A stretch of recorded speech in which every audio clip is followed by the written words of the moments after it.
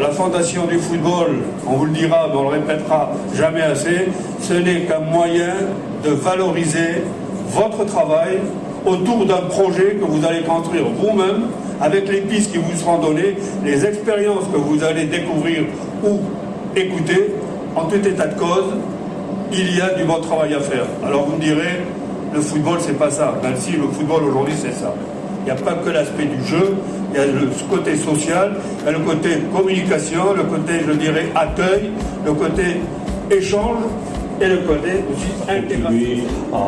Disons, à des choix disons, de société, le tri et d'autres choses qui permettent quand même d'améliorer aussi bien au niveau du football que au niveau, disons, de la vie privée. Et donc c'était un complément qu'on se disait que voilà, ça pouvait être utile aux gamins sur cette formation-là. On se rend compte qu'être éducateur c'est une chose, on s'occupe du terrain, on veut des résultats. Après il faut autre chose, il faut s'occuper du club.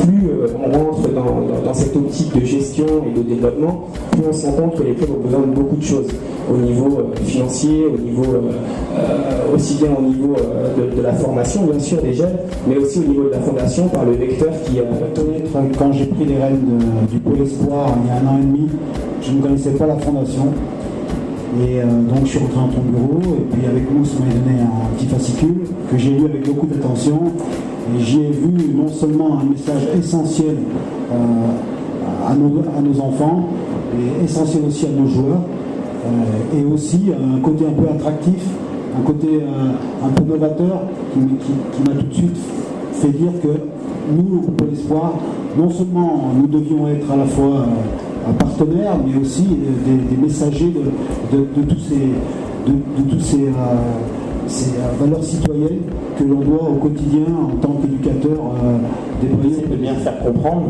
à ces garçons ou ces filles, parce qu'il y avait des filles qui étaient intéressées également par le football et ils pratiquaient à les APMES, de leur faire comprendre que nos garçons, nous, dans cette élite, ils travaillent, ils sont respectueux des gens et qu'à un moment donné, tout ce qui est mis en place au travers de ces messages, ils le vivent au quotidien. Voilà, donc j'irai plus, on se base plus par rapport à l'expérience que l'on a avec nos joueurs pour transmettre le message à d'autres personnes dans des collèges, j'en discutais avec Jérôme là, on va peut-être intervenir dans ces sections sportives. Donc j'en avais parlé d'ailleurs à Paris, j'étais intervenu sur ce qui est fait au niveau du club. Nous on est ouvert, hein, Monsieur Schaeffer, le directeur du centre, notre président de l'association Pierre Gillet. Donc là-dessus, notre rôle n'est pas uniquement d'entraîner et puis de former les joueurs de demain. Bien entendu, ça reste quand même une priorité, mais ça ne s'arrête pas là. Les gens qui sont présents, ils peuvent peut-être répondre encore plus aux attentes de l'État, au moins par 2 pistes qui ont été évoquées ce soir. La première, c'est la féminisation de la pratique en général, et ça s'adresse aussi bien aux dirigeants, les dirigeants qui sont responsables dans les clubs ou qui participent à la vie des clubs, qu'aux joueuses elles-mêmes. D'accord ? Ça, c'est une première dimension. Et puis la deuxième dimension, c'est la lutte contre les violences et le développement de la citoyenneté. On est d'accord que la citoyenneté, c'est pas un mousse qui va dire le contraire, parce que lui, c'est vraiment son slogan, là-dessus qui se bat. C'est sur ce qui est positif et ce qui marche qu'il faut se battre, donc la citoyenneté, les valeurs, tu en as parlé, et donc ça c'est la deuxième piste, puisque seront valorisées les actions qui sont menées dans ce cadre-là.